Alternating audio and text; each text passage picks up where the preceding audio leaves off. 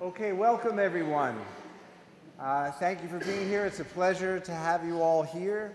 I want to start out by thanking Martin Jean, the director of the Institute for Sacred Music, for all his support of this project.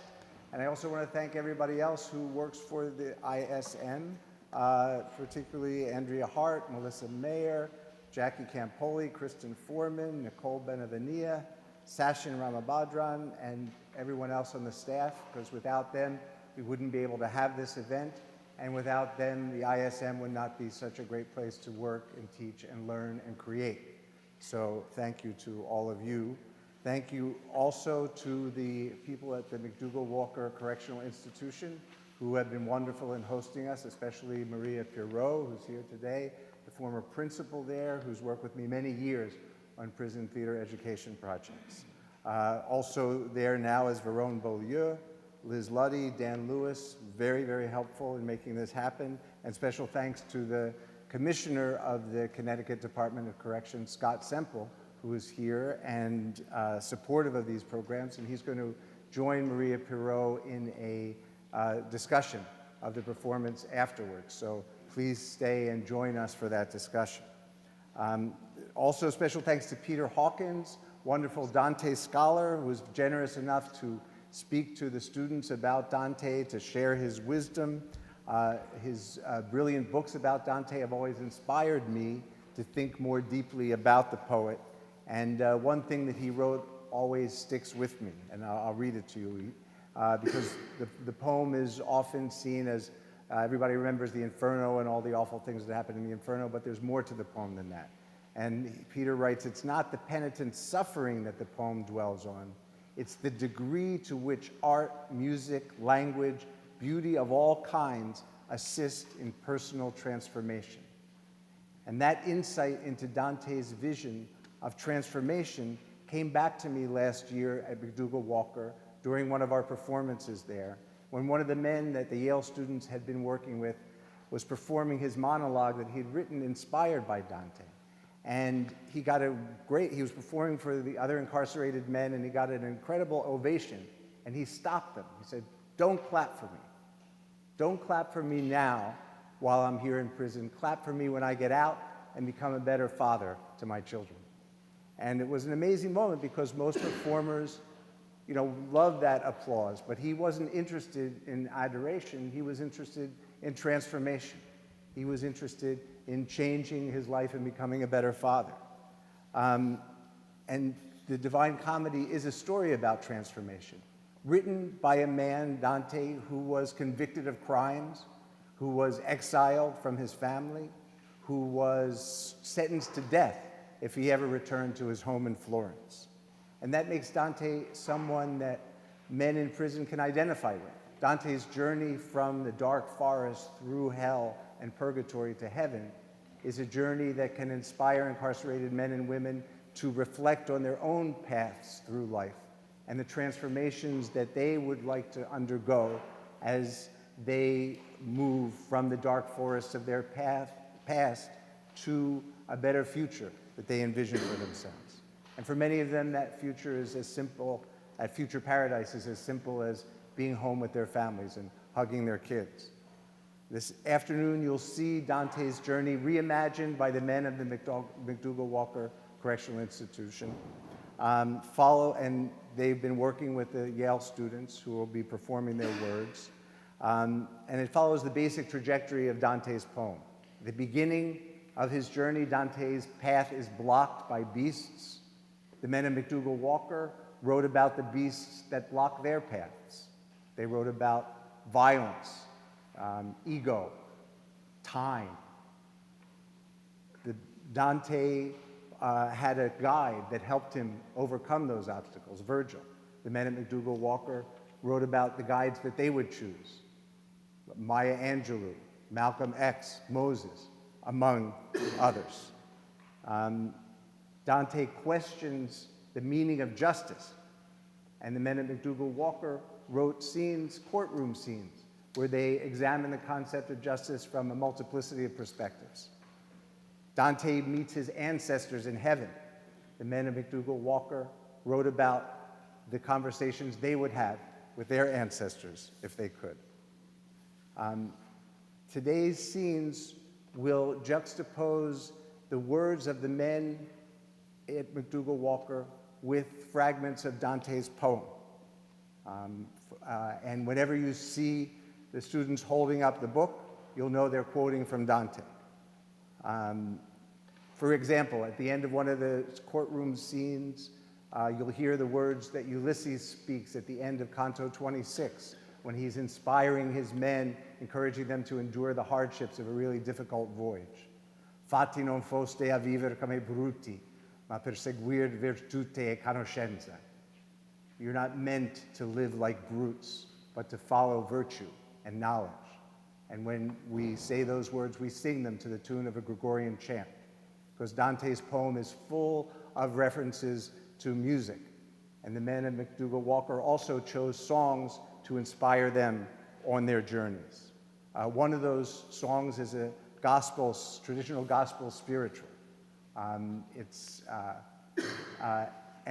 was chosen by a man who takes responsibility for his crimes, but he's committed to turning his life around. You'll hear it sung by the students at Yale, but I ask you as you listen to it to imagine the emotional power of having it sung by a chorus of incarcerated men who are committed to changing their lives. And that rendition gives a new meaning to the title of the song, which is, I Know I've Been Changed. That song about transformation opens our performance, and in it and all that follows, you'll be seeing Yale students, but you'll be hearing the words of incarcerated men who understand more than most the urgency of Dante's journey and the power of music, literature, and the arts to transform the soul. Thank you for listening.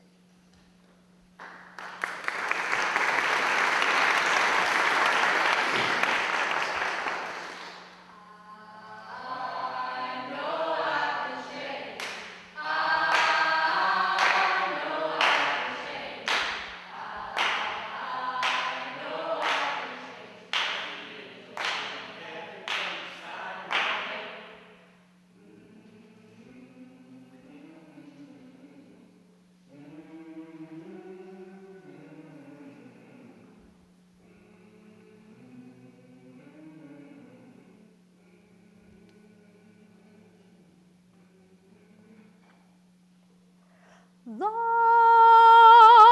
this is a mean old world. Lord, this is a mean old world. Folk don't care how they treat you. Lord, this is a mean old world.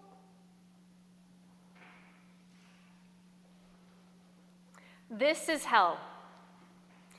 It pleased my master to show me the creature who had once been beautiful. With 6 eyes he was weeping, and down 3 chins dripped the tears and the bloody slobber. Welcome, welcome. This is the home of the savages, the land of the mentally dead and hopelessly lost, the land of desperate, reckless, and ravaged, where sharpness of mind is joined to evil will and power. There is no defense people can make against it. Welcome, welcome to the bottom of the universe. Grind hard or find God. If you're hearing this, you missed that trip.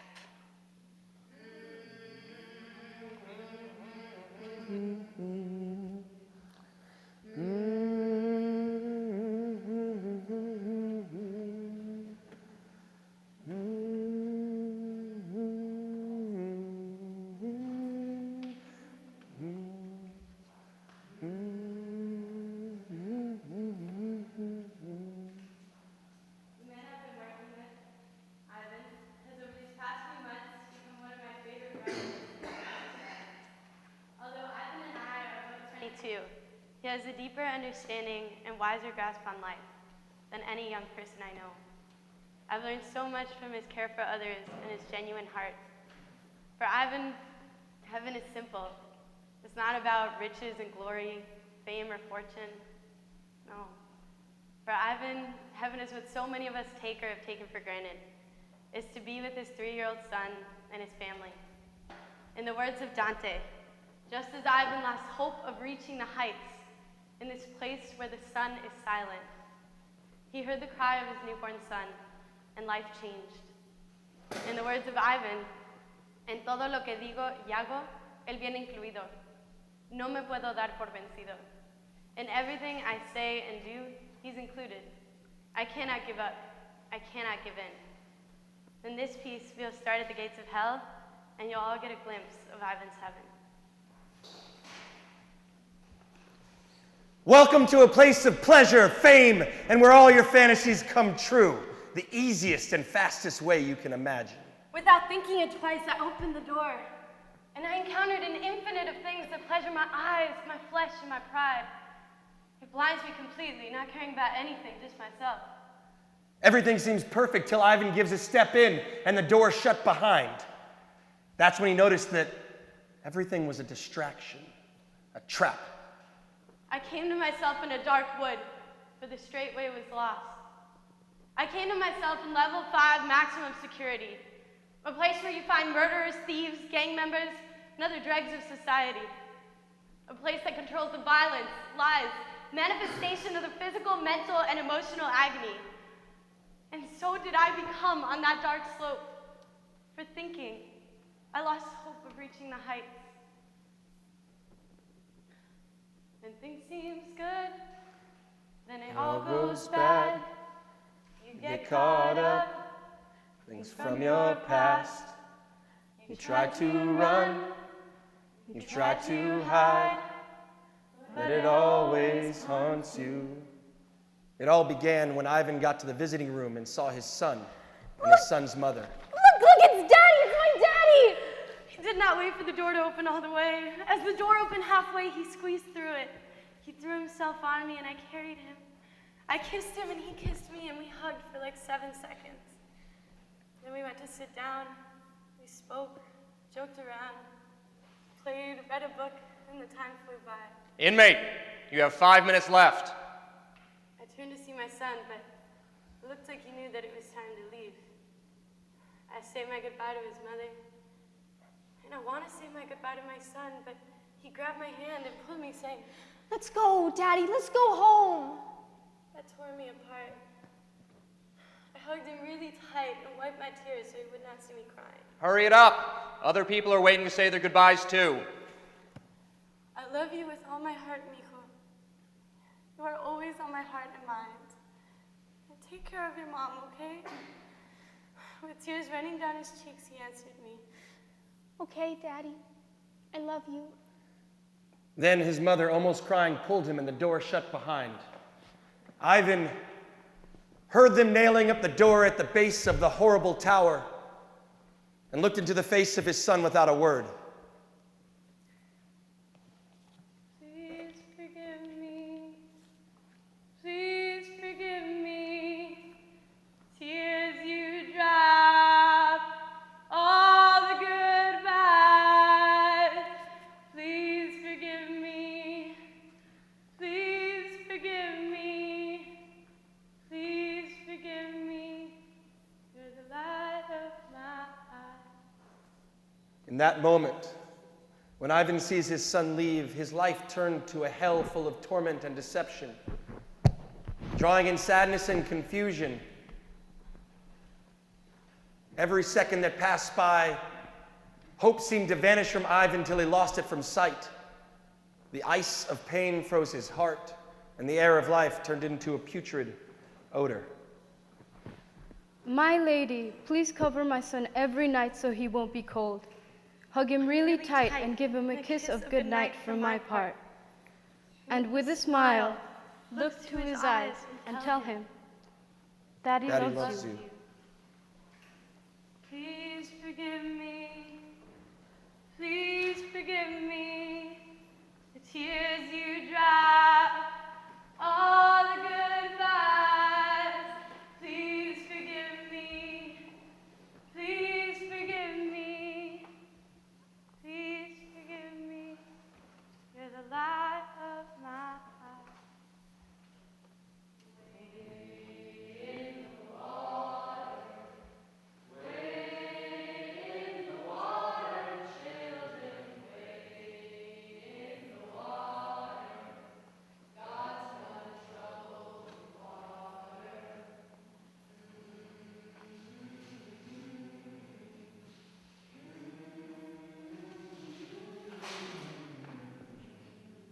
This past semester, I've had the privilege to work with Mark. When asked to personify an obstacle he faces in the genre of Dante's She-Wolf, he responded precisely, time. In this scene, you will see Mark wrestle to transform the circumstance of his incarceration by measuring the time he faces against his past, present, and future self. And Mama used to say, take your time, young man. And Mama used to say, don't you rush to get old. And Mama used to say, take it in your stride. And Mama used to say, live your life, live it. Breaking the deep sleep within my head, a heavy thunderclap made me wake my restful eyes. And then I turned about, standing erect, gazing fixedly, far off to my left at a bright light. I think it's the way out, but when I get up to it, I see the faces of all those who have come before. We're just the same. Every day is the same day. You look outside and seasons change. You just watch everybody get older. I can see them submerged in the light, blurry, and I scream out to them, but time says it's no use. The voice is soft, sweet, and female. A bright orb with many, many arms. I asked, who are those people stuck in there? And what voice said that?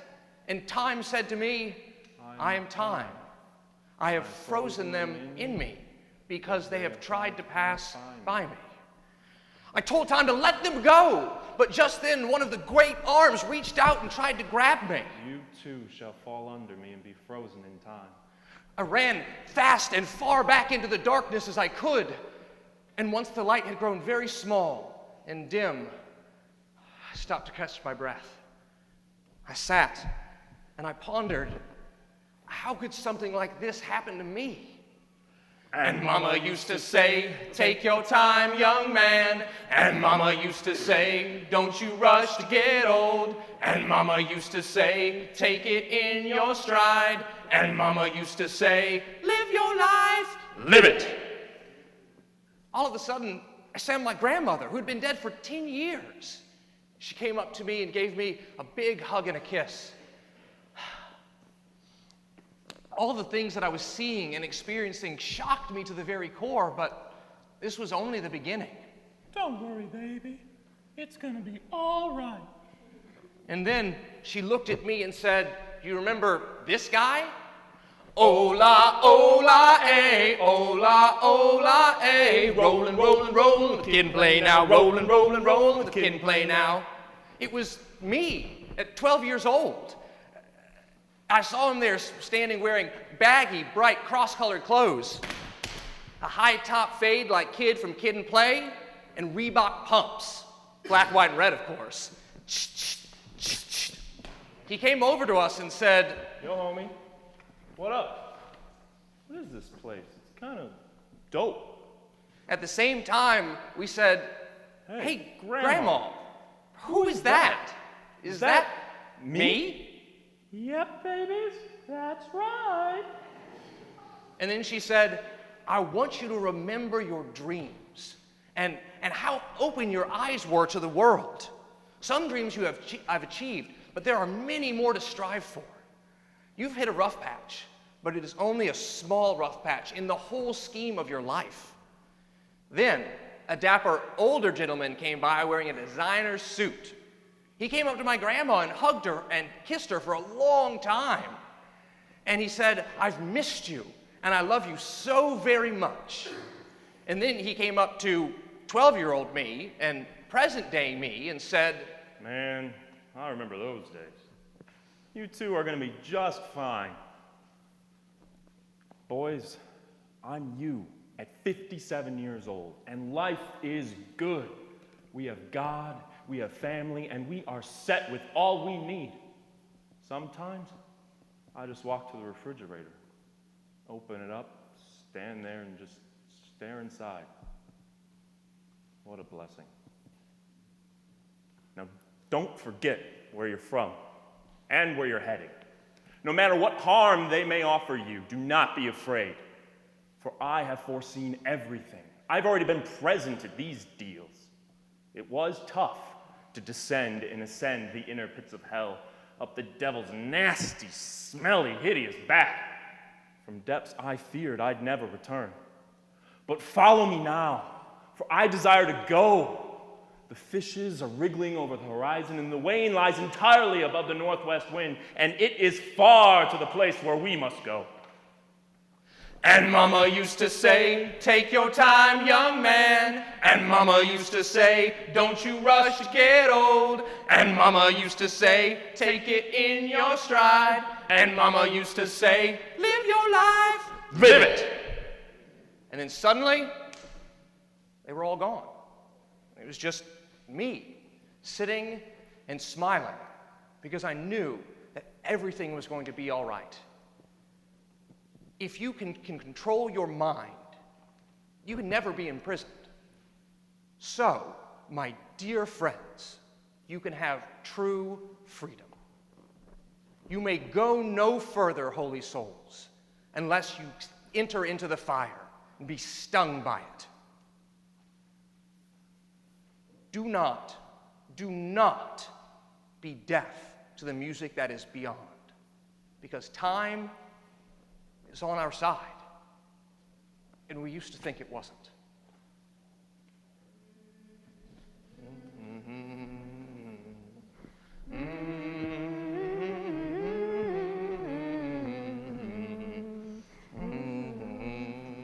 So in my first draft of this introduction, I wrote that my writing partner, Howard, could walk into a room and everything would stop.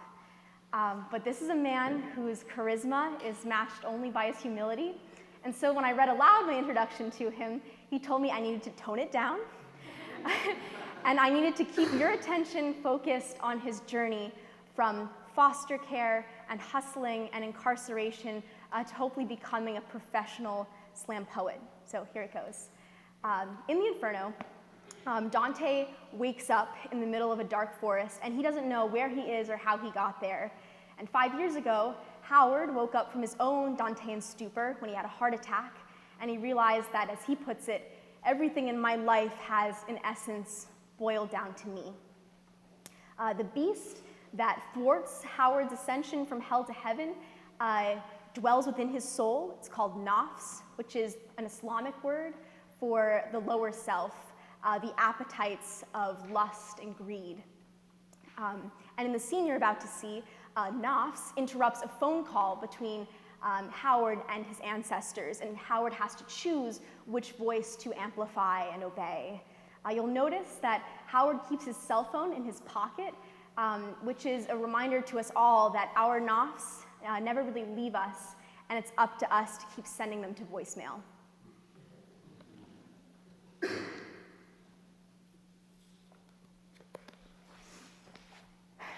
You have a prepaid call from Howard Bird. Press 1 if you may start the conversation now. Yeah. Hello? Great-grandfather? You've never met me, nor I you, but I wanted to speak to the father of my seed, and from your plate of wisdom I wanted to feed. Plus, I also wanted to bring you up to speed. I want you to know your endurance and defiance, your covert and overt non-compliance is world-renowned. Shout out to the martyrs, the heroes, those who took the death blows, because what they went through only God knows.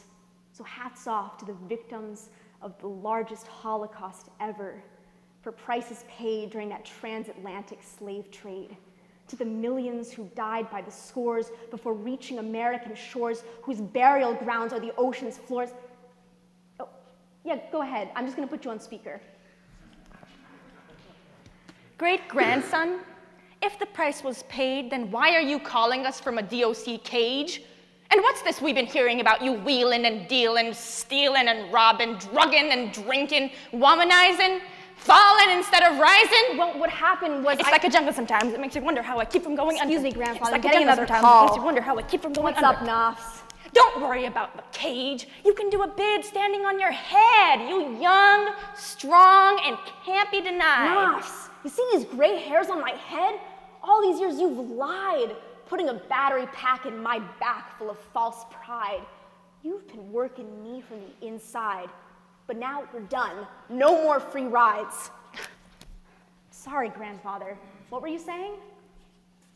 I said, if the price was paid, then you shouldn't be calling from a cage. You're right. I got twisted in the head, misguided, misled. Even though I was alive, a part of me was dead. Instead of feeling greater than, I grew up feeling less than. I couldn't understand why my parents dealt me a loaded hand. I adopted bad habits.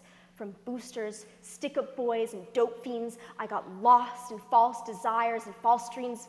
But now, I've inherited some wealth in the form of knowledge of myself. And now I see clearly that to myself, I have a sacred duty. It's like a jungle sometimes. It makes you wonder how I keep from going under. It's like a jungle sometimes. This is the It makes you last wonder how I time, keep from going grandfather. under. What do you want, Nas? Don't worry about the cage, I said. Nobody loves you but me. So do what you want to do and be who you want to be. Lie, cheat, steal, attack. Nas! You've been my nemesis ever since I was none the wise, constantly whispering sweet nothings and lies. But now I see through spiritual eyes, and you will no longer stop my rise. I'm sorry, grandfather, I'm back now. What I was going to say before we were interrupted is that I've been striving to atone for my sins, been rekindling that potential that God has placed within. And now, I guess what I'm trying to say is that I've been born again. Son, your will is free, erect, and whole. To act against that would be to err. Therefore, I crown and mitre you over yourself. Always remember the people you come from. Whatever atrocity exists under the sun, to your forefathers and mothers it was done. But the fact that you holler back means we won. Please listen closely. The human spirit was epitomized in your ancestry, so keep God's commandments number one. And never ever forget that in the human family, you are second to none. Grandfather, I won't go into this darkness quietly. Police reports and the courts will not write my eulogy. I will not let circumstances define me or confine me or gag and bind me. This I pledge solemnly on the blood of my ancestry. You have 1 minute left on this call. Grandfather, we only have a minute left. Thanks for accepting my call. Please give my love to all. Keep me in your prayers and I'll keep you in mine. Soon enough we'll meet soul to soul, all in due time. But until then, God's peace be upon you. Oh, and tell Malcolm X I say, Assalamu alaikum. Will do. We love... Your call has been completed. Strength, courage, and wisdom, it's been inside of me all along. Strength, courage, and wisdom inside of me.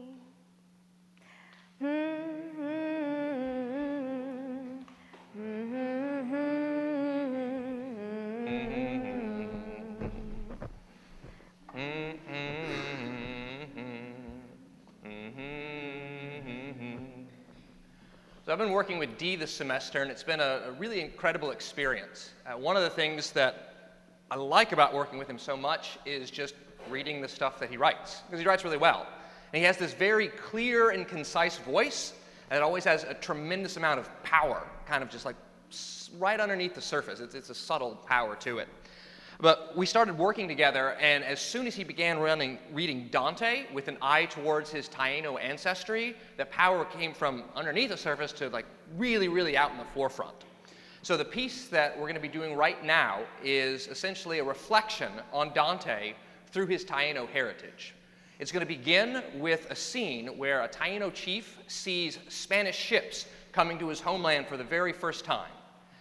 That scene is then going to shift to a conversation between Dee and that chief about injustice. They're going to have some similarities in what they think about injustice, but they're also going to have some pretty big differences as well.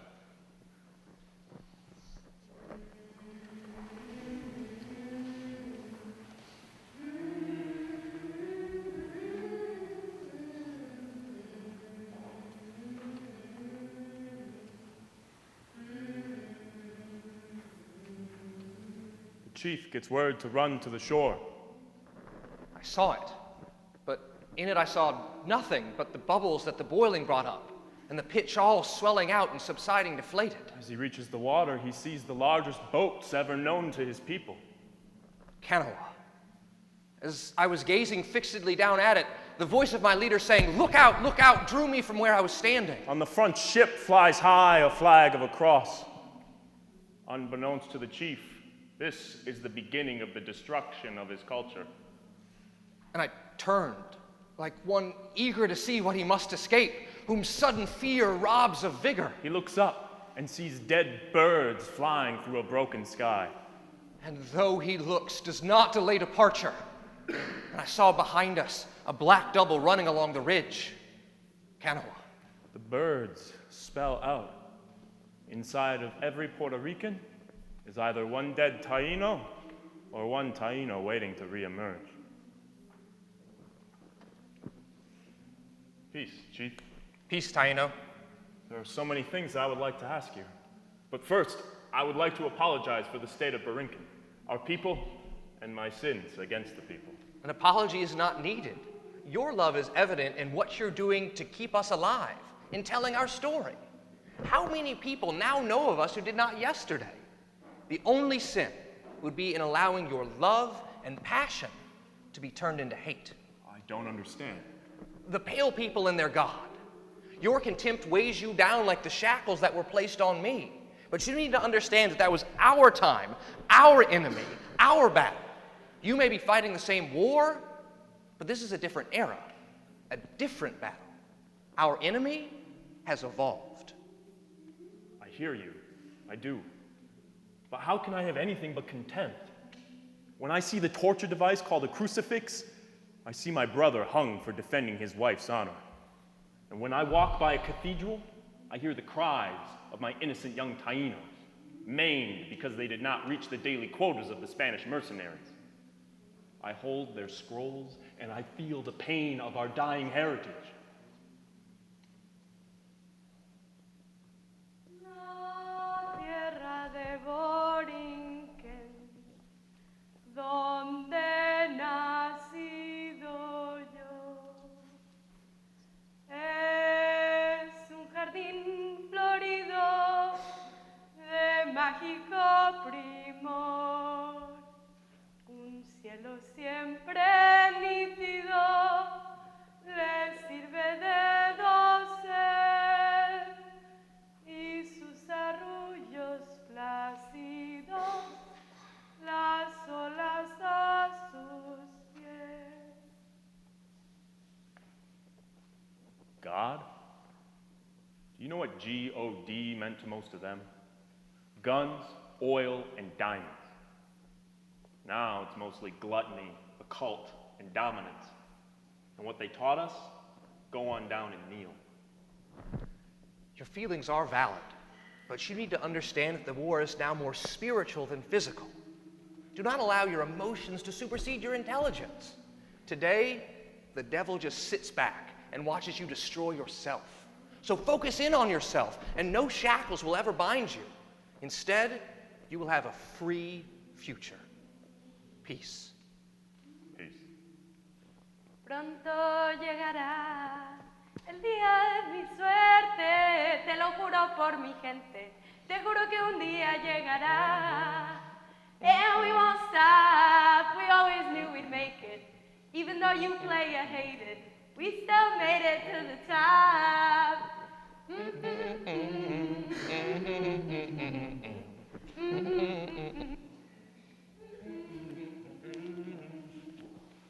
My partner in this program has a great deep voice, a particular love of the dictionary, and a skepticism for Dante.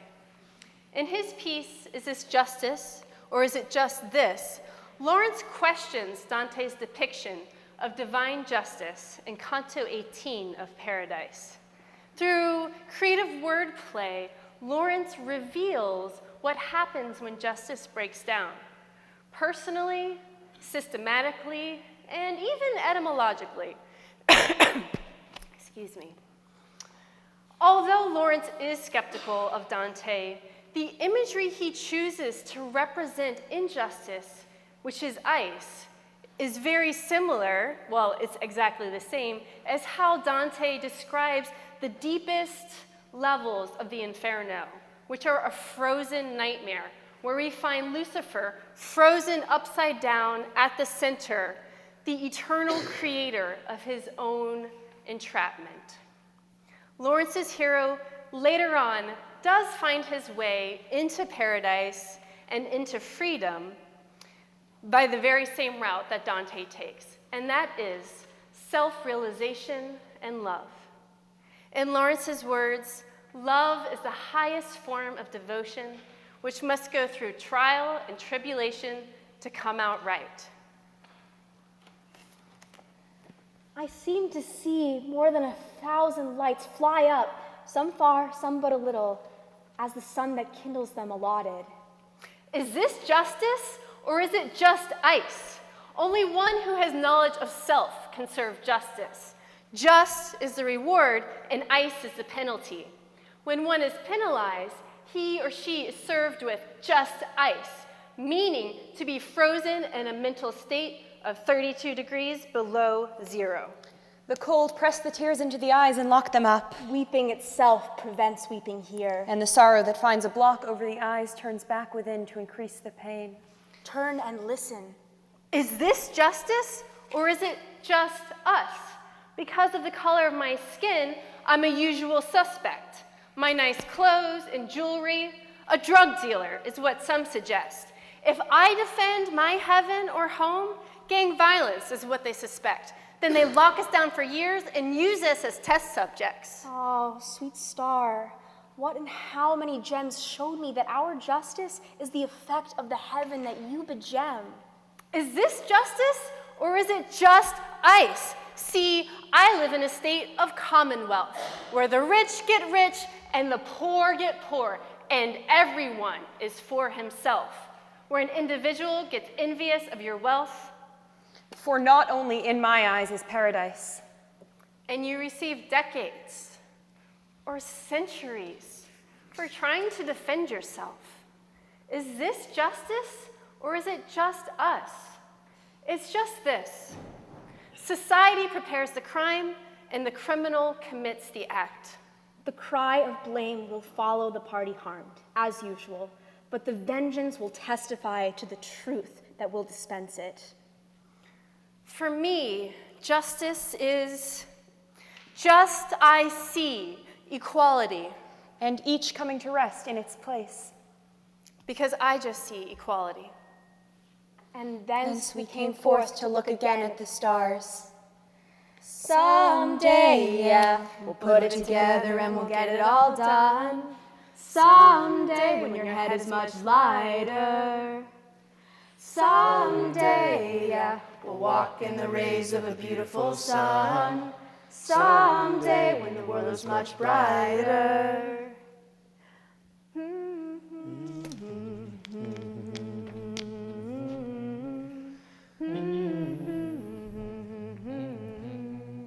This past semester, I worked with John, an enthusiastic and charismatic 23-year-old.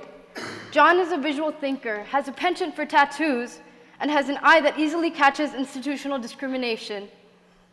Although he does not consider himself a writer, each week he brought in a compelling written work about injustice.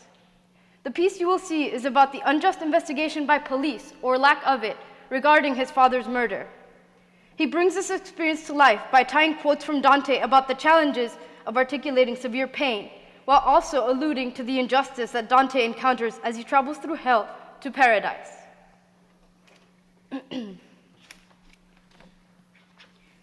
At grief so deep, the tongue must wag in vain.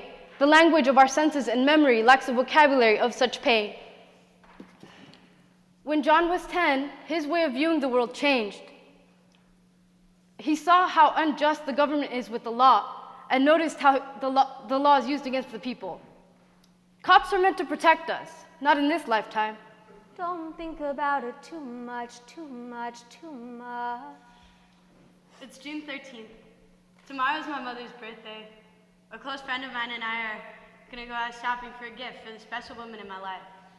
We were out all day looking for the perfect gift, and we found a ring that she'd been wanting to get for a while. We found the perfect one. All right, you're in charge of the ring to surprise your mom in the morning. Now, what we'll do is we'll get some roses so we can put a trail of rose petals leading to the ring. I've made an appointment with a florist at 7 a.m. Now go home, and I'll meet you tomorrow. I didn't want to, but I went home like he told me to. At home, I fell asleep. Don't think about it too much, too much, too much. At the house, at around 6 a.m., I was woken up by my sister. I heard females crying, and I saw hot tears falling down my sister's face. She tried to speak, but nothing came out. I heard my mom crying, so I opened the door, and I saw a cop and a detective. The cop looked at me and said nothing. I turned to my mom. I said, "Mom, what's up? Why are they here?" But she just looked at me and cried more. It's like she couldn't speak. What happened? We found a body, and we need your mother to identify it. What? It was suicide. It can't be. We had plans. Word on the street was John's friend got jumped, robbed, and stabbed. The murderers tried to make them take him to his spot, but since he refused, they decided to throw him off the 6th floor of a building. This happened at midnight. Those cops didn't do nothing for my friend because he was a drug dealer. Ma didn't like that, but it paid bills. See, this man was my friend, but he was also my father. The cops told me and my mom that he committed suicide. How can you say that about a man who loved life? No. Oh, that made me change my ways. It made me hate cops. With regards to my mother, seeing so much fear in a woman made me step up to be a man. I had to grow up fast. Now John had no choice but to become the man of the house. No more playing around, straight paying bills. But you must remember, God never gives you nothing you can't handle. Ooh, child, things are gonna get easier. Ooh, child, things are gonna get brighter. Ooh, child, things are gonna get easier. Ooh, child, things are gonna get brighter. A few weeks into the semester, I discovered that the assignments for this class weren't the only writing that Jack did every week. He also did what he would eventually describe to me as duffel bags full of legal work for the other men in the prison as a courthouse attorney. Jack knows a tremendous amount about Connecticut law, and I've learned a lot from him, but he's also one of the harshest critics of the legal system I've ever had the opportunity to speak to. He is acutely aware of the injustices of the law. He also believes that the law can be a way of fighting injustice. And the tension between those two views has been at the heart of his writing all semester. Jack's writing is full of mythical characters. Hercules made an appearance, some harpies made an appearance. He rowed a boat over a blood-red pond. But underneath all that whimsy is a very, very deep preoccupation with questions about justice. The piece you're going to see today is based on two of his pieces of writing. The first is a story about a drunk driver and the injustices he encounters in the earthly court system. And the second is the heavenly trial of Ulysses. In Canto 26, Dante encounters Ulysses, who is a reckless voyager who endangers the life of his crew by sending them on a fool's errand. Our modern-day reckless voyager is a drunk driver. In the heavenly court, where he receives his sentence, Ulysses encounters many of the same injustices that Jack so subtly identified in the cases that he helped the other men work with as afflicting our own earthly justice system. Jack dreams of being a lawyer. In this piece, he will play both a prosecuting attorney and a critic of the justice system, embodying the tension that has been at the heart of his writing all semester. I feel tremendously lucky and much wiser for having worked with him. I was standing erect on the bridge in order to see who is in that fire that comes so divided it seems to be rising from the pyre. I remember that night having a big fight at home with my better self. We had indulged heavily with the vodka and were both certainly under the influence beyond our normalcy. The episode caused me to leave in my fast car with serious frustrations and emotions running high. While setting out into the dark night on the blacktop road with no streetlights or reflectors, I began to speed, pressing the pedal to the metal without regard. I set out on the deep sea alone. Ulysses heard the sound of police sirens ascending louder and louder on this silent night.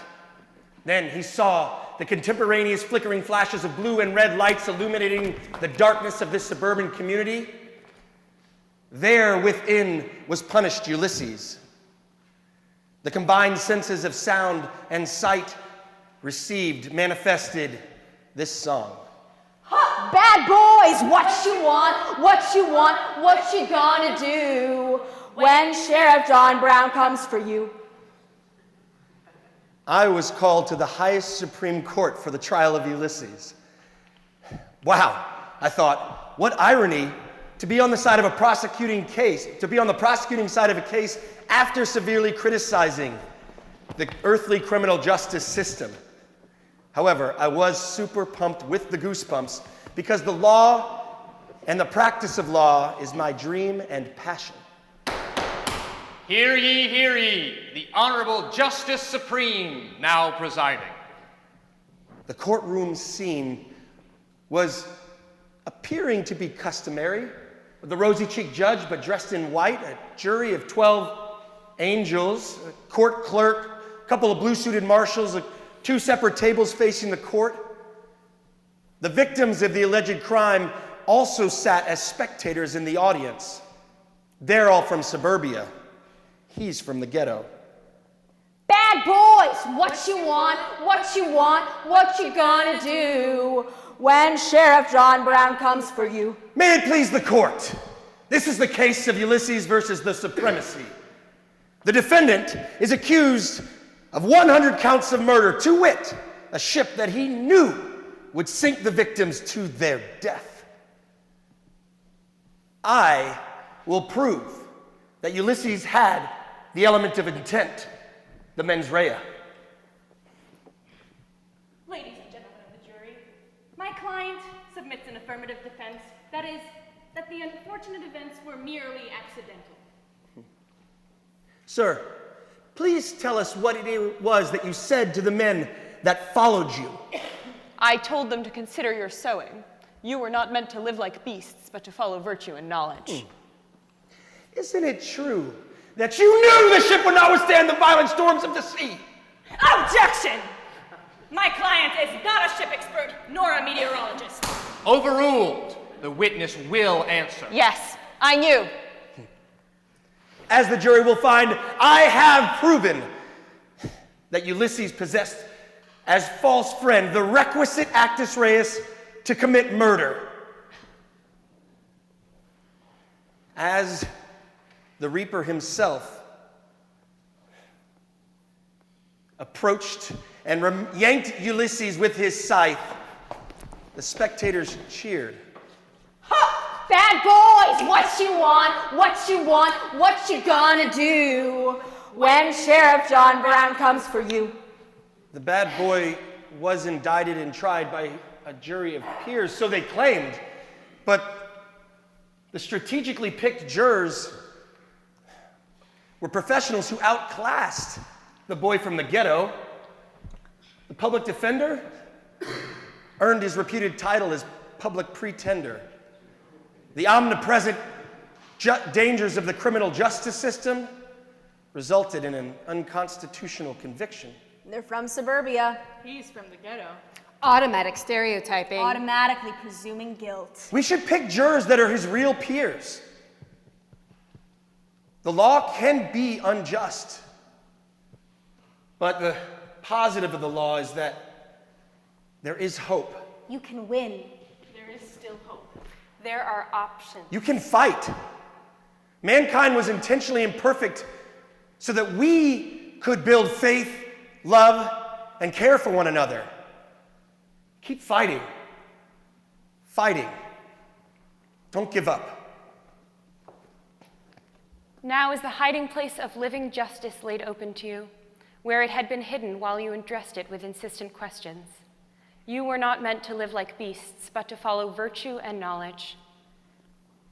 Fatti non foste a viver come bruti, ma perseguir virtute e conoscenza. Fatti non foste a viver come bruti, ma perseguir virtute e conoscenza. Okay, so similar to Ulysses, whose trial we just witnessed, Vernell merits the name that we have come to know and love him by, Preach. In the past few months that I've gotten to work with him, Preach has inspired and moved me with his courageous spirit, his gift for communication, and his gentle way of coaxing the sincerity of his listeners. Although like Dante, he alone prepared himself to undergo the journey, today I get to help him tell his story.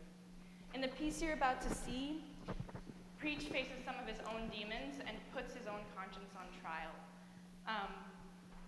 The only way out on this journey is in and through, and we can all use Preach's words as a compass to help us on this journey, which is, don't let your beginnings dictate your ends. Oh my Lord, Lord, Lord, Lord.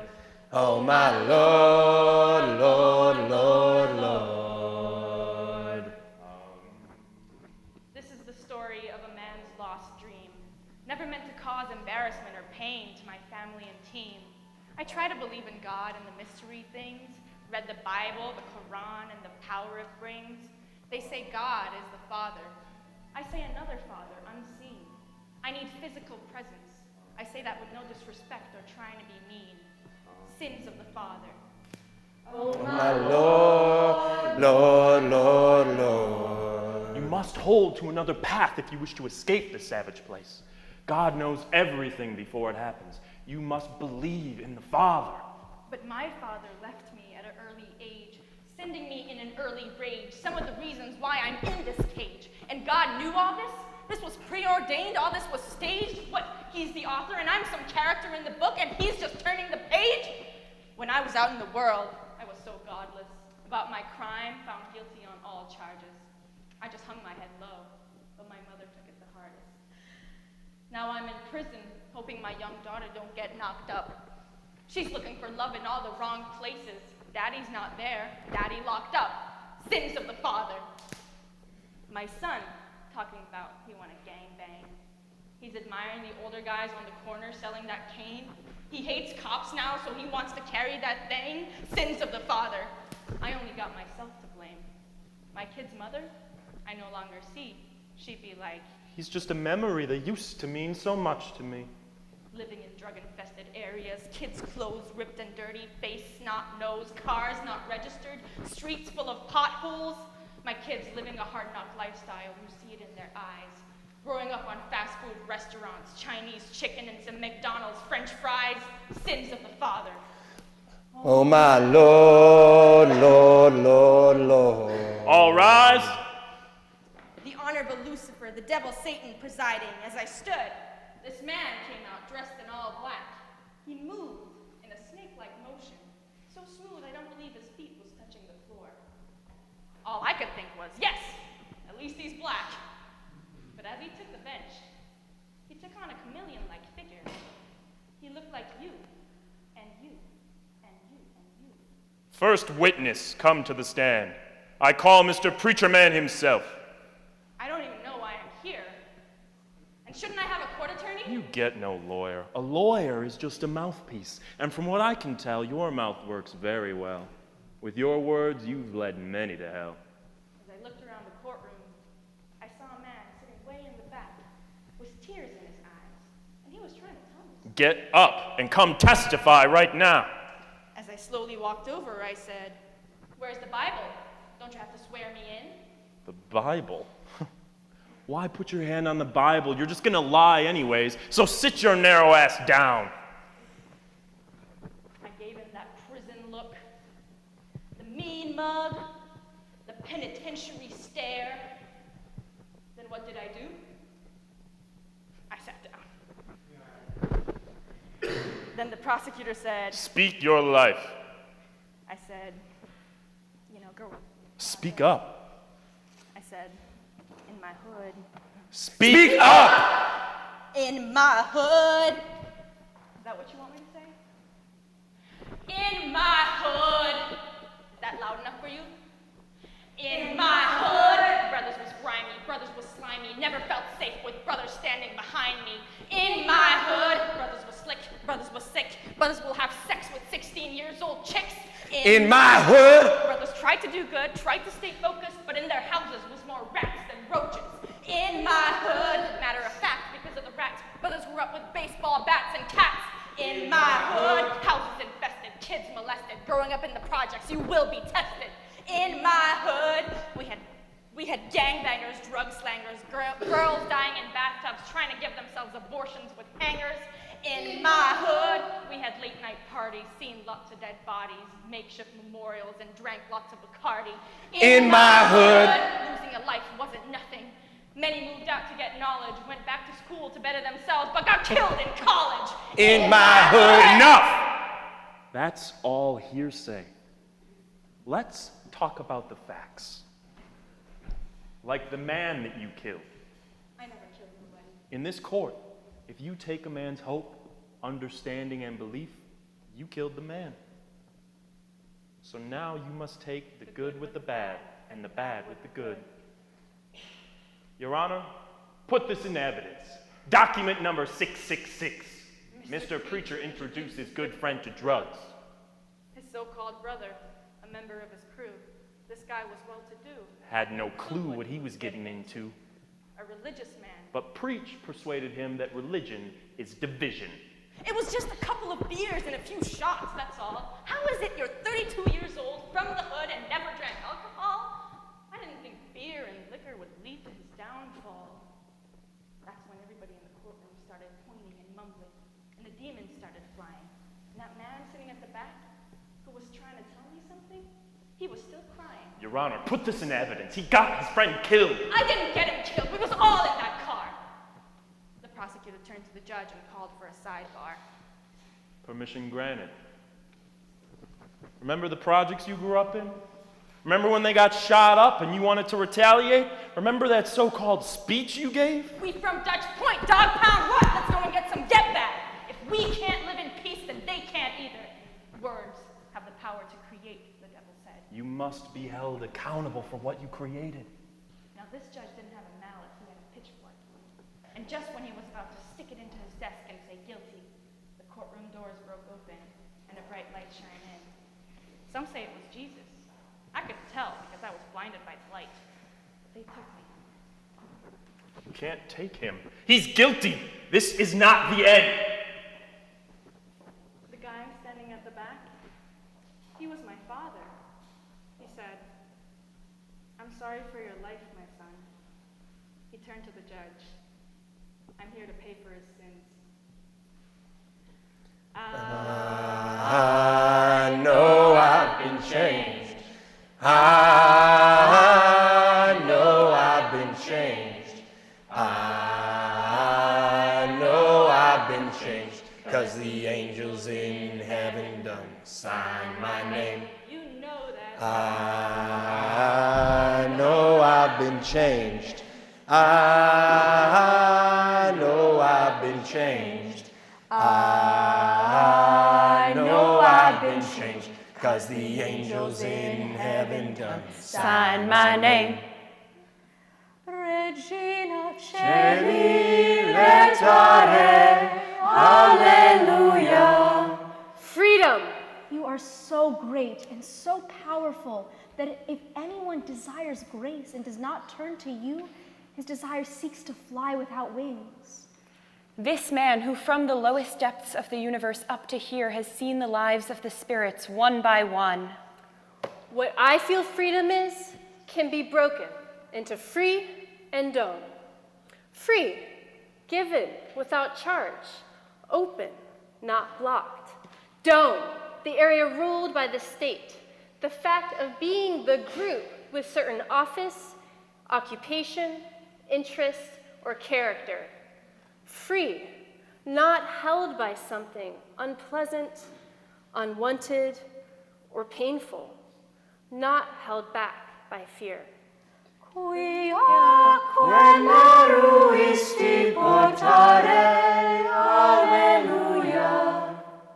Freedom is to be liberated from the state of mental ignorance and physical bondage of self, caused by doming ourselves to certain groups, ways of thinking, and other people's pleasing. I'm talking about that Malcolm X. They can lock me up physically, but not mentally freedom. Sicut dixit, Alleluia. You know that I'm illiterate now, but give me a few months of dedication and determination of reading and studying this dictionary to educate myself and obtain a new vocabulary freedom. Ora pro nobis Deum, Alleluia.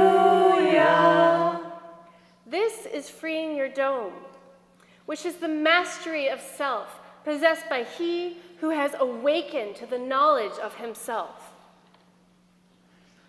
O eternal light, who throne only within yourself, Solely knowing yourself, And known by yourself and knowing love and smile. Regina Celi letare, Alleluia. Quiaque meruisti portare, Alleluia. Resurrexit, sicut dixit, Alleluia. Ora pro nobis Deum, Alleluia. Inmate, pack up your things. You're going home. A certain person told me once, the lion is not so fierce as they paint him. My advice to you, if you have someone you really love, find that person. Give them a hug, a kiss. Tell them how much you love them. As down here, we sometimes see the affect in someone's eyes. If it is so great that the whole soul is seized by it, make sure your loved one sees love in your eyes. Today is your only reality. Tomorrow is only a hope which sometimes fails to arrive. Amen. Amen. Amen. Amen. Amen. Can you hear me singing? Amen. Amen. Amen. Amen. Amen. Amen. Amen. Amen. Amen. Amen.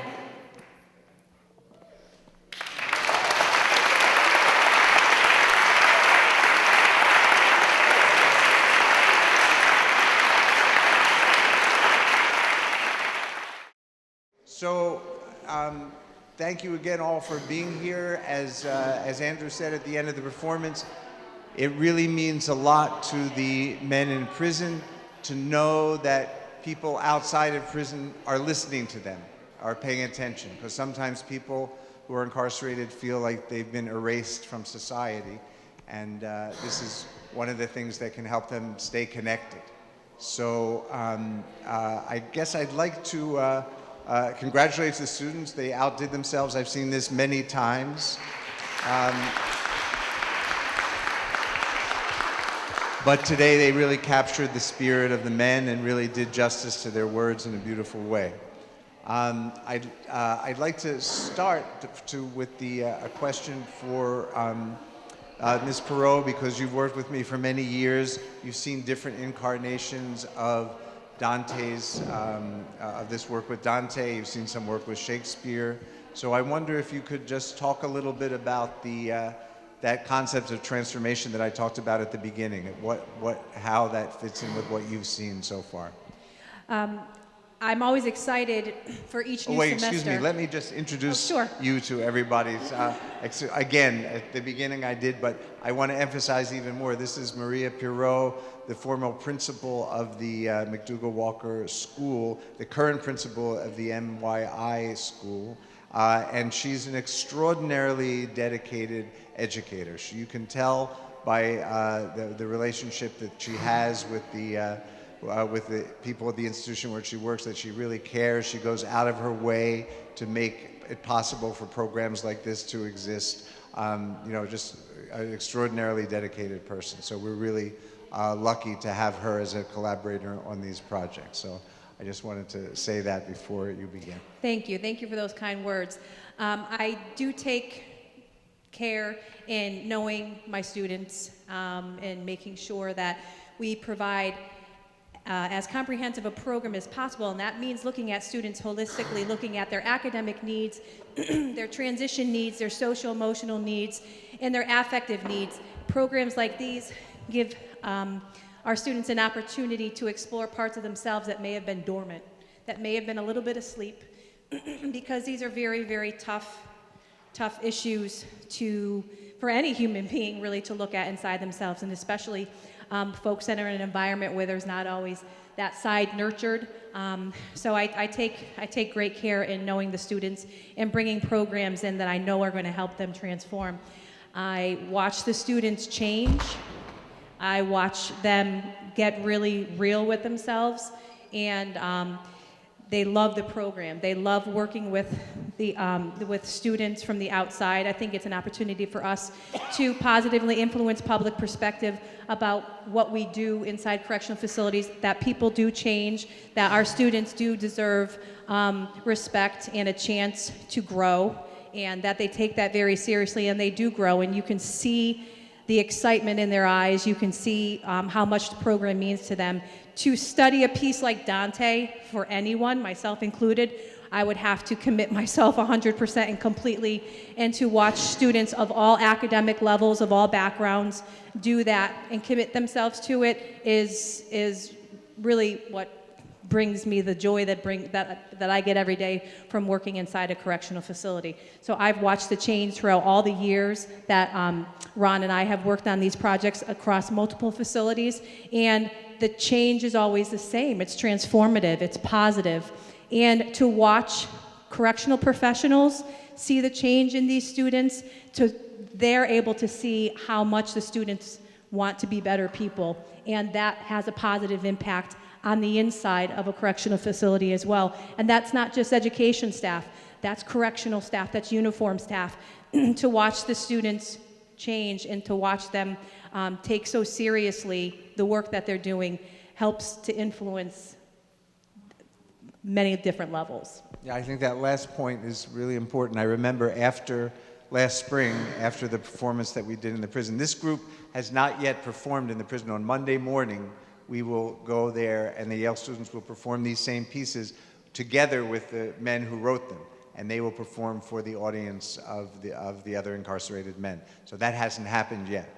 And when we go back, we'd love to bring back to them anything that feedback that you have about the show. They would really love to hear what the audience at Yale had to say about the show. So I'm going to ask you for your comments as well. But just on that point about the relationship between the men and the correction officers, I remember last year when I was talking to the men afterwards, in a wrap-up session, I said, what was the response that you got from the other men? They said, the other men really loved it. They said it was real. That was the best compliment. They said, when people told us it was real, we knew we did a good job. But the other thing they said was they felt like they got more respect from the correction officers as they were doing this show. They said, wow, they helped us get the library ready, and afterwards they helped us get set up, and they talked to us, in a different way. And they felt that they got a different level of respect because the correction officers saw what they were doing and appreciated it on some level. Now I'd like to introduce again Scott Semple, the commissioner of the Department of Corrections for the state of Connecticut. We're really honored that he took time out of his really busy schedule to come here and be with us today. And I know he's a supporter of education programs in the prisons. And I just wondered, this is your first encounter with direct encounter with this group. You've heard about it before, but you've never seen it, and I'd just love to get your first impressions. Well, the only thing I could say is thank you. You energized me. And Maria said earlier about how it seemed apparent that the correctional staff interacted differently with the participants of this program such as this. Everybody thinks of the commissioner of correction as the keeper, right? The mean guy, the guy who locks everybody up. I'm all about re-entry. And I'm also equally all about no entry. And my goal is to put myself out of business. And programs like this is what helps. And people can make changes in their lives. And I just want to share with you some of my observations. I'm a fairly new commissioner, but I've been working in Connecticut for the Department of Correction for almost 28 years. And I started as a correction officer, and I moved up through the ranks. And when you get to these higher ranks, when you're deputy commissioner and commissioner, you go to a lot of events like this, and I actually enjoy it, but there's a lesson that I learned in attending these events, and that's why I frequently go to them in this role, in that when I was a warden, I've been to several events, and I was evaluating, my day after I went to something very much like this. And the thing that happens in correctional facilities is that the people that work there don't get to see success. They only see failure. They only see what comes into the system. And if I get anything done, I'd like for my staff to see success. I'd like them to see things like this. And so the frequency of programs like this are mission critical, as I like to tell my staff. And I'm happy to be here. You did an awesome job. I have to go read Dante now, but that's another story.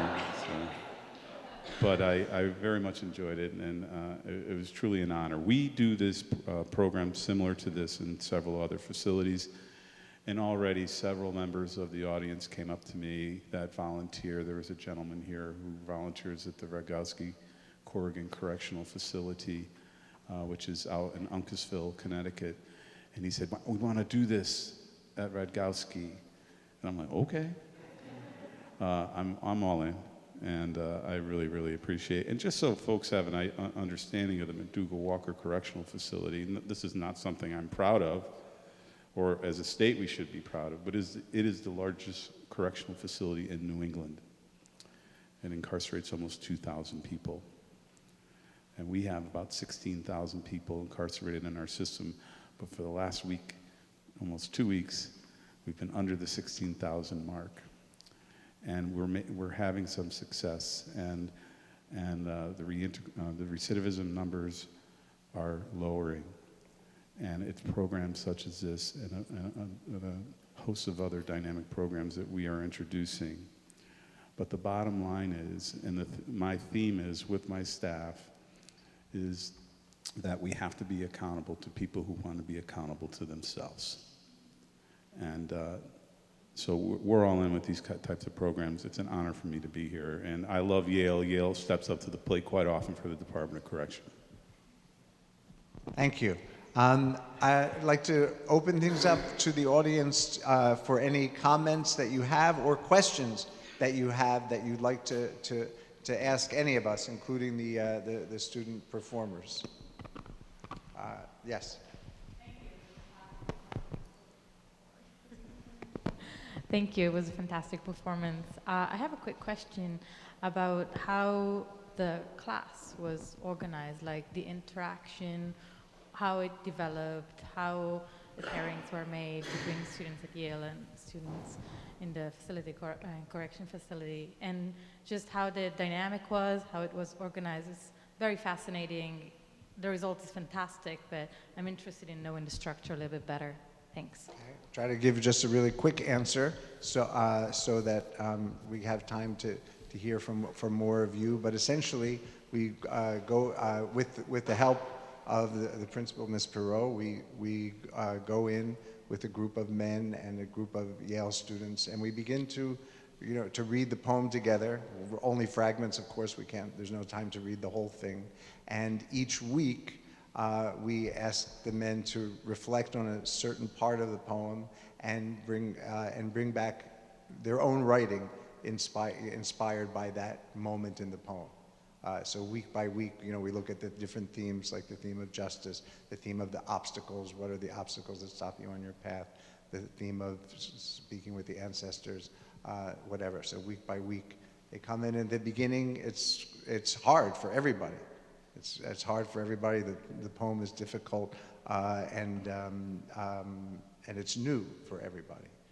But eventually, we become each other's Virgils. We become each other's guides. We learn a lot from the men that we work with in the prison. Maybe they learn something from us, and it's a back and forth, give and take process, and it's never predictable. We do performances like this, but they're always really, really different, because each man's response to the poem is different. And of course, the personalities of the Yale students are different, and there's great dynamics develop. They become a team. There's usually one Yale student and one incarcerated man, and they become a team working together. And that teamwork is really, the culmination of that teamwork is the performance that they do when you see them together performing. Then that's great teamwork. That's this is wonderful, but when you see the performance in the prison, there's a different kind of intensity when the men are speaking their own words. Do you have some brief comments on that? We want to keep things brief to hear from the audience, but I'd like to hear from the students as well. Yes. Yeah, just to speak to the dynamic in the classroom, I was always surprised by how real the joy was in the classroom week to week. I will just never forget, hearing some of these pieces for the first time. Like the first time that Mark and Aaron did and Mama used to say, I mean, that just floored me. And to feel that sense of discovery and awe in a real way week to week was staggering. But I think maybe one of the most troubling parts of this program was just realizing that the facets of the men that we get exposed to are facets that they have to hide when they leave the classroom. And so even though it felt genuine, we knew that they would have to kind of bury themselves when they left the classroom, and that we really couldn't know, what they were leaving at the door and what they were loading up on when they left us. And that's one thing that Alina and I actually talked about, how are you supposed to feel when you leave the prison? Yeah, sure. Yeah, I think something that's really hard is when you're in that room, it doesn't feel like you're in a prison. You have to remind yourself that because it feels like you're in a classroom with these really great, amazing writers and guys who are just very funny and so happy to be there with you, and you're so happy to be there with them. And it's just this incredible, I think a huge part of it is the writing and the process of discovering yourself through your writing, but a huge part of it too is developing friendship and trust. And I think that a lot of the guys we work with have never felt like they can really trust a lot of people. And that's something that with Ivan is really, was really transformative, was him saying I can really trust you. And I learned so much from him. And but that's really hard, that we just get on a bus and get home and go grab dinner. Oh, that was so fun. That was so great. But for these guys, as soon as they leave that room, you're back in this regimen, and no, and yeah, just hearing Ivan say my face hurts from smiling so much during this class. I never get to smile. And so that's the power of this kind of stuff. Speaking of Ivan, is somebody who went through this process with us twice. He's somebody whose first language is Spanish, and last year he was really having a tough time with Dante in English and writing in English. And I remember he said he almost gave up at the beginning last spring. After the first or second class, he really wanted to stop. But one of the other Yale students from last year kind of encouraged him, and he kept going, and by the end, he was really speaking English a lot better, really confident, performing, and now he's one of the leaders of the group. Now he's back for the second time, and he's really a role model for the others. So that was kind of, for me, one of the most visible cases of transformation. Yes?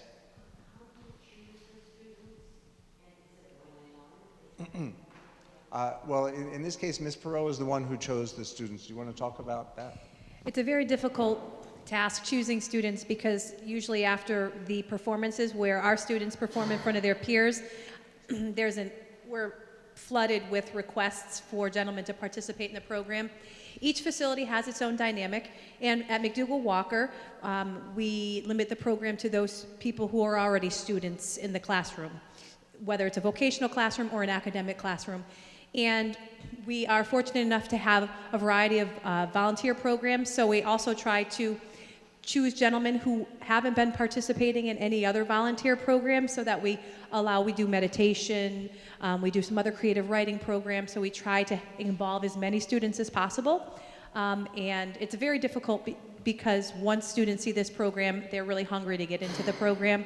So after Monday's performance, there will be about 50 or 60 requests to participate in the program, and then we go through our process of selecting the students. We usually try to do a 1-to-1 ratio at the request of Professor Jenkins, so one McDougall student per Yale student, or so. And I know there's some family members here of the men who've written. If you have anything that you'd like to say, we'd love to hear. Oh, there's a microphone. I just want to thank all of you for one, and let you know that it was awesome, it was real, and I am one of the family members of the writings, and you could take back to them, all of them, that it was real. We felt it, we listened, keep up, don't give up, and it was wonderful. And I thank you again, because believe me, some of you might have seen, we really felt it. And not just our family members writing, we felt all of them. And to tell them to keep up, never give up, and thank you for doing this program. And as she said, my question was going to be, how do you do the selection? And we're glad our family member was selected, because he is a great writer, and he gets it from his aunt. But I just want to say thank you, really. We really enjoyed it. We drove up, and we will have to leave shortly, but every writing was real. We felt it, we enjoyed it. Thanks for inviting us. We will come back. And let them know, please, don't give up. Don't give up. Keep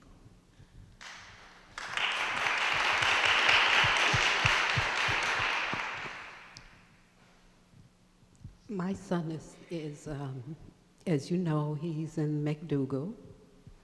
For years after his daughter died, we tried to get him counseling. But this group here has been the best counseling he'll ever get. You have been wonderful to my son. When I first met you, I couldn't speak, and I probably can't speak much now. And I just want to thank you. Thank you for all that you're doing. If there's anything that I can do to help, because he is a good person. He made bad choices, but with your help, I don't have to pay for therapy.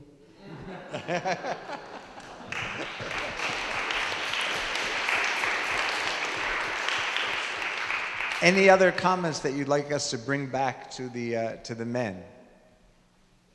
It was so beautiful. It moved me to tears. I thought the writing was excellent, and the performance, the way it was staged, and the musical parts of it, everything was perfect. It's so good. I'm wondering if you're going to be putting this together as a documentary that can be shown to a wider audience. I know it was filmed today. Maybe it should be filmed on Monday, or it will be. It would be so wonderful if more people could see it. Alma can talk about that.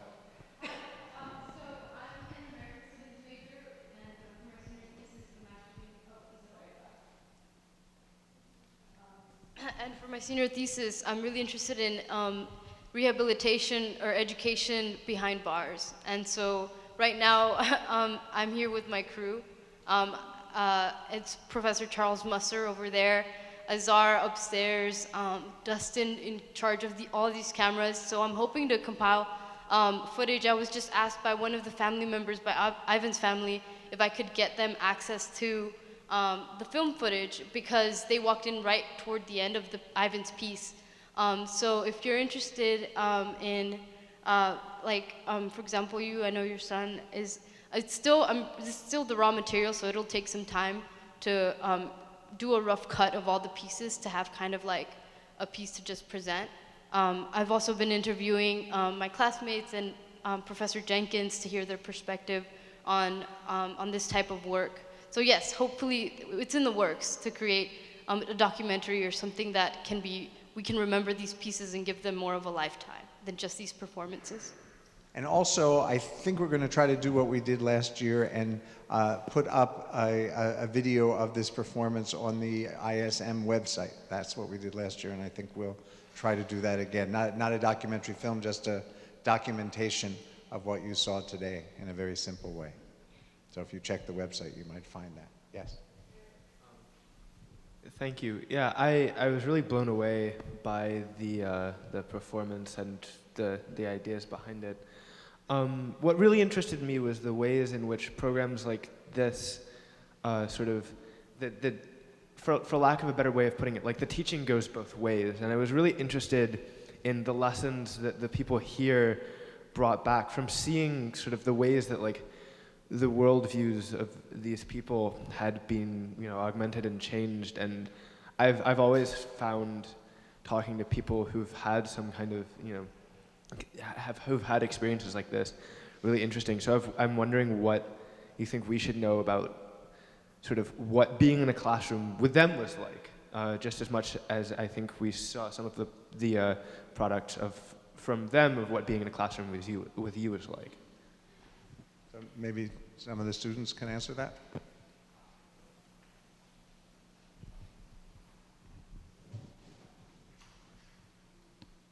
All right.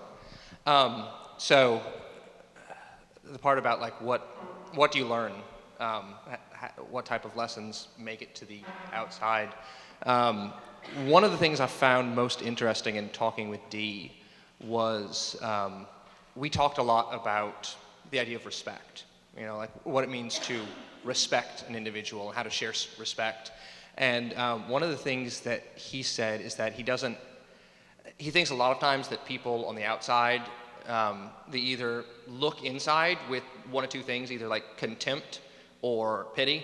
It's like either contempt towards the incarcerated or like, oh, you poor broken souls. And he doesn't like either one of those because one of the things that he was very, very big on was that like in order to respect someone, you have to respect every part of them. And so a part of respecting Dee was me recognizing that like, he was an incredible writer and he was just a great guy to talk to, but also he did things that brought him to where he was at. And you can't pick and choose those things. And so that was kind of one of the things that I really took away from that experience was just the idea of respecting the entirety of a person when you respect them. So,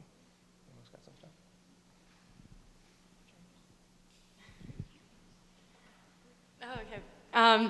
So something very concrete that I learned from Ivan was basically the last piece of the show is advice that he had written, and I realized that we just take everything for granted.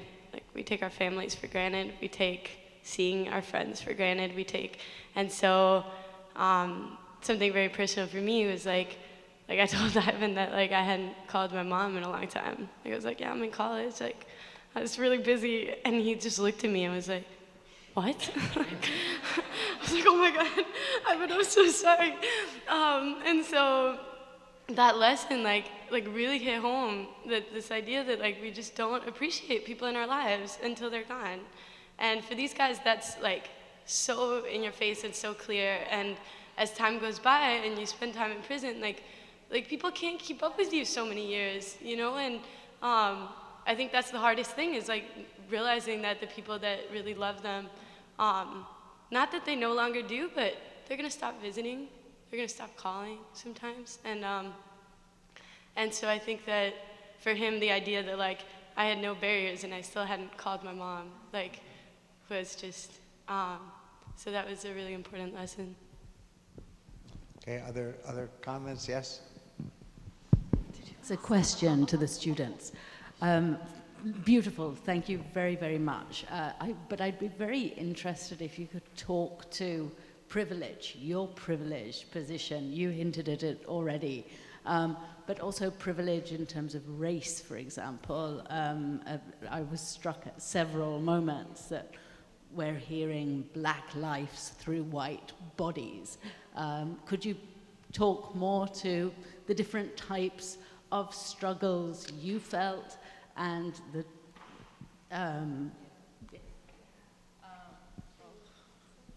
That's a tough one, but I think it's like very, very in your face, and I'm glad that you brought it up because, I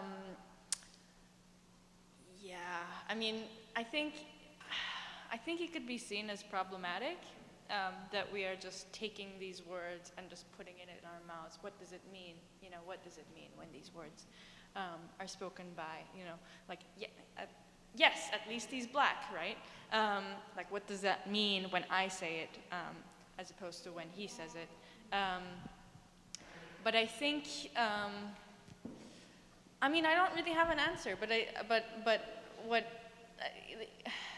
this program did make me think about that very critically, and I think that in itself is a gain, and to realize sort of that most of us are like white bodies here, and most of them were black bodies there. I don't know.